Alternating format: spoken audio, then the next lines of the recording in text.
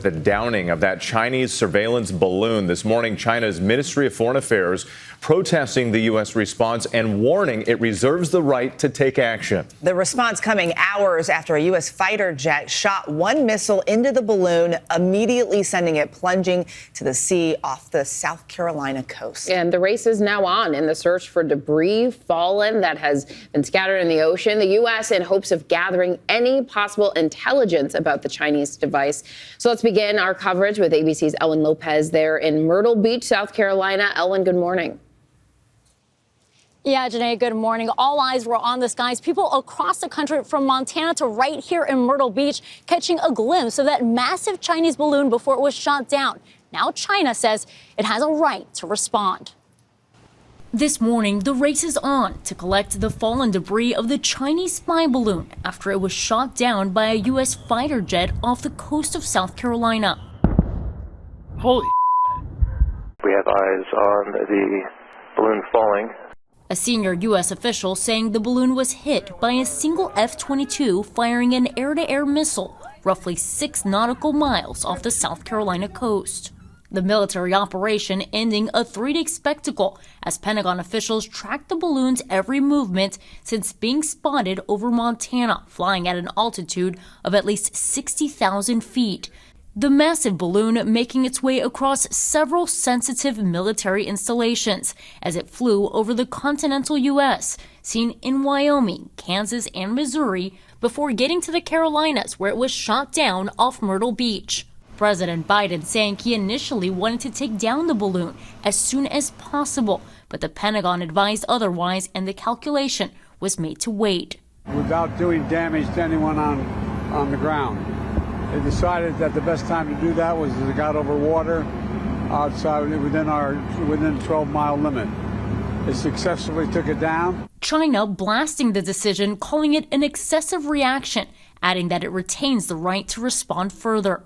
The U.S. airspace was violated by this Chinese spy balloon. If the U.S. is able to recover some of these sensors and determine that the Chinese were in fact spying on sensitive areas within the U.S., it will put a chill on an already chilly relationship between the two countries. The Pentagon saying the debris field now extends for 7 full miles of shallow water. That's about 47 feet deep. Multiple U.S. Navy and Coast Guard ships securing a perimeter and beginning a search mission. What the U.S. Navy is looking for, what the Coast Guard is looking for, is where is that payload? Where is the metal part of the balloon that was underneath that balloon that holds the sensors? That metal part, a large bay of technology running the size of 3 bus lengths. And not the first Chinese balloon of its kind. This video from Colombia possibly capturing a second suspected balloon recently spotted over South America. And what Pentagon officials say, because the water where the balloon crashed down is fairly shallow, they expect recovery operations to be short. Ellen Lopez for us, thank you. Let's bring in ABC's Britt Clennett in Hong Kong and Mary Alice Parks at the White House for more on this. Britt, let's go ahead and start with you. China calling this a serious violation of international practice. So what are you learning about what a Chinese response could look like? Well, China likes to talk about reciprocal action. So the question is really what they believe is reciprocal. You know, if they get their hands on a U.S. surveillance system in the future, maybe they will make a big deal about intercepting it, you know. But if China were to respond kind of militarily, that might be actually admitting that this balloon wasn't civilian. So there's a fine line that it needs to walk here. It is important to note, though, that despite the strongly worded response, which could also be geared at its domestic audience as well, all recent signs indicate that China wants to stabilize ties because it needs to focus on its battered economy. So in terms of retaliation, there might not be the appetite for a kind of statement response. And Mary Alice, let's bring you in on this because the Biden administration has received a ton of criticism, especially from Republicans. What calculations went into Biden's decision on how to handle this? Yeah, with the administration facing a lot of questions about why they didn't move to shoot this down over a week ago when they first spotted it over the Pacific and then over Alaska. But it doesn't seem like the president was really engaged with the military over options until it re-entered U.S. airspace over Idaho and Montana days later. You know, the White House is really leaning into this idea that he was listening to his military advisors, that he said shoot it down back on Wednesday, but that they advised to wait until there wasn't a danger to people or anyone on the ground. They're also saying that they were able to learn learn a lot about the balloon by tracking it for all of these days, that collection was valuable. And they're saying, look, at least we did something, that this has happened before. It's happening all over the world. It happened over the last administration, but we handled it. We shot it down. We did something. Of course, they admit that this time was really different. And it's not just happening here in the U.S. Britt, let's go back to you. What do we know about other balloons like this one that China is using around the world?